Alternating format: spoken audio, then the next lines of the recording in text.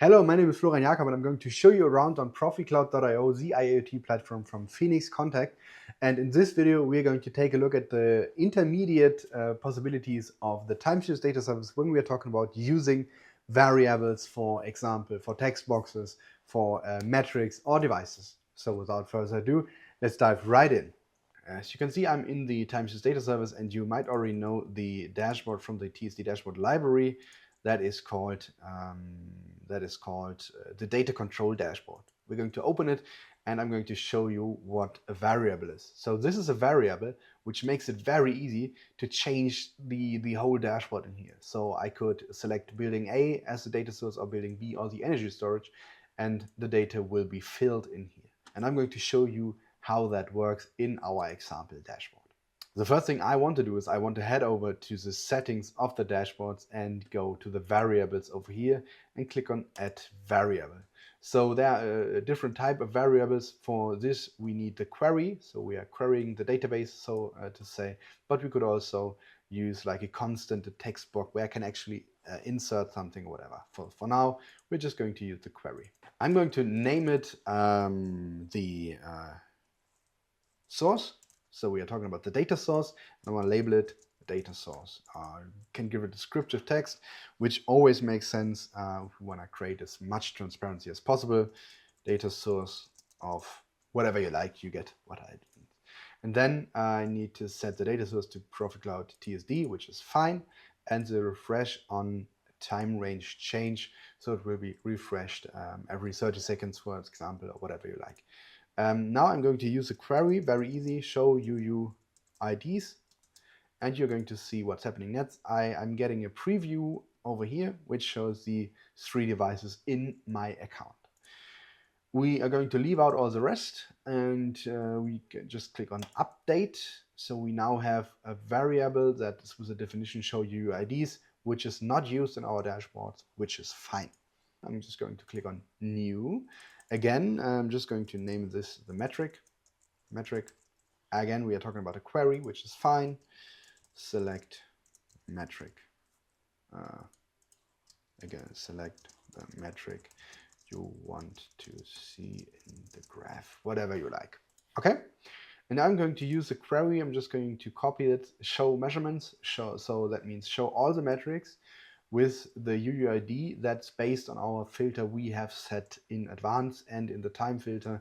So that shows actually all the values coming from one device that is selected, and we can click on update and go back to our dashboard. These are the new variables we've set. You can see the tooltips over here, so explanation text, and you can see with the device, the energy storage number 1, I have all these kind of metrics available. So these are query variables. I'm just going to add a new one. You can play around with that if you like to, and I'm going to click on new. And now I'm going to, just to show you what's possible, I'm going to use a text box. Something like this, select. We did that quite often in the past, and we used not the name of a metric, but for example the name of a customer, because we can use this field in the in different text fields, for example. I'm going to show you now how to use these variables in a graph widget, but it could be used in any other widget as well. So I'm going to click on Add Panel, Add Empty Panel. The visualization as a graph widget is already in place, which is fine. I'm going to hide the display. What I could do now is I could just use a $ metric name, which is the variable we set in here. And now you can see it's empty at the moment because the name is also empty. It's going to name it Hello World. And there you can see it's changing directly the panel title to what we have set in here. That's nice to have, I would say.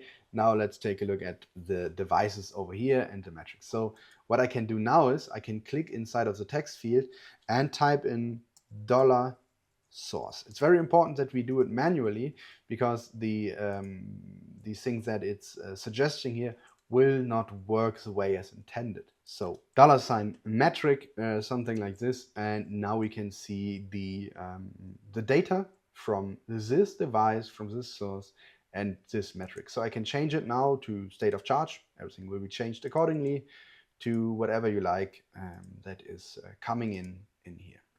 And that's it. How to do it, we can now name it like temperature.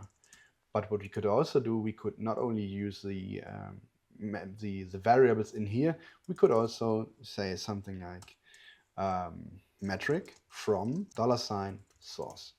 And then we can see the auto temperature from energy storage, whatever you like. So it's very easy to play around with that to make it your dashboard.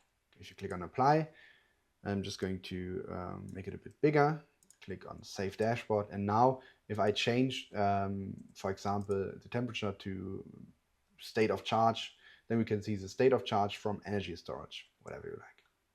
That's it, how you use variables in the timesheet data service. Thank you very much for watching these small video snippets. If you have any questions at all, please feel free to reach out. We are more than happy to show you around, give you a live demonstration of what we are showing here. And we are very curious about your use cases. So please reach out. Have a good day. Bye-bye.